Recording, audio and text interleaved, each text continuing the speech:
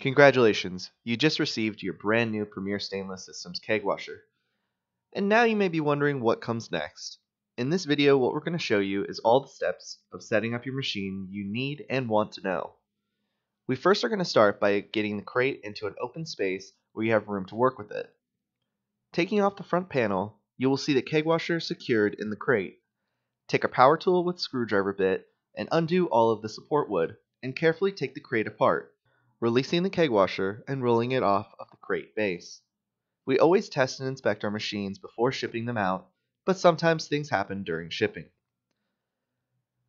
Find a place in your brewery that works best for electrical supply, water supply, and drainage, and place your Kegwasher in position, allowing for a couple feet in the back for working space. Connect your drain hose to the drain valve, and if you would like, to the reservoir drains as well. For your main drain hose, make sure you have 1 to 1.5 inch inner diameter hose to prevent any flow restriction. You then want to get compressed air and CO2 fittings to work with the 1/2 inch NPT 90-degree inlets on both sides of your regulator manifold. As specified in the user guides, make sure you have properly spec'd out your facility to have an adequate air compressor, with 1/2 inch inner diameter hose or piping to the machine, as well as the CO2 with proper flow rate of cubic feet per minute.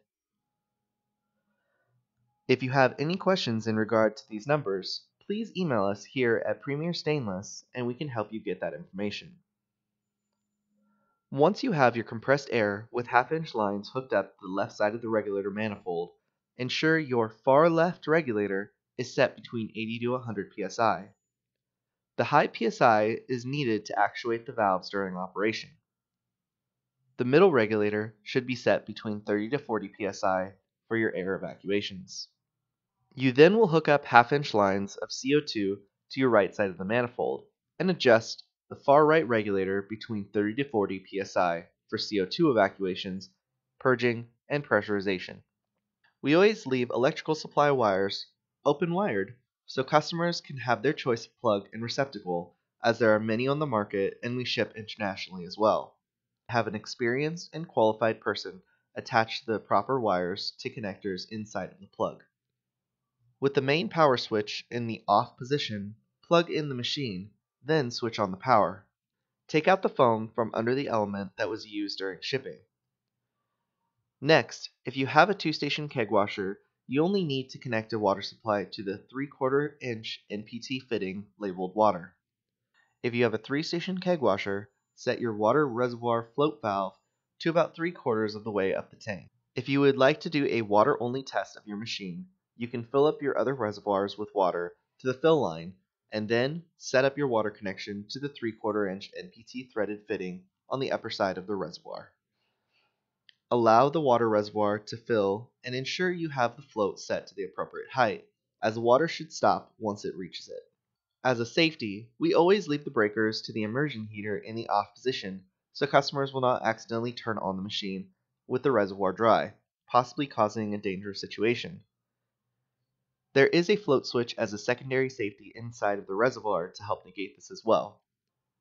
If you are going to be testing the machine, at this point you may flip the immersion heater breaker into the up and red position, once again ensuring you have liquid above the top of the immersion heater before doing this.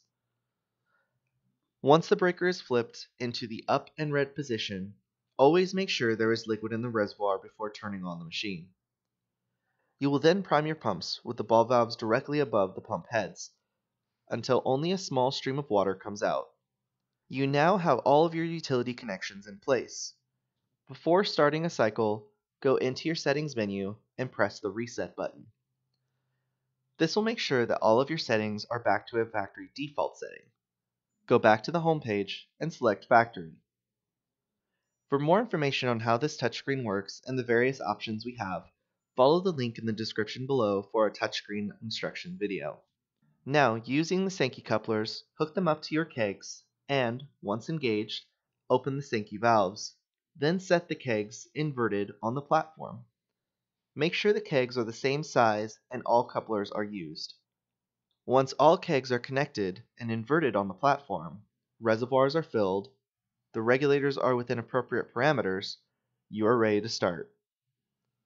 Press the Start button to see how the machine operates. Please call us here at Premier anytime during the process with questions and concerns. For helping in getting your sanitizer dilution dialed in, stay tuned for part 2 in our Kegwasher setup series. We appreciate you taking the time to watch this video, and thank you again for choosing Premier Stainless Systems. Please click like and subscribe for continued content.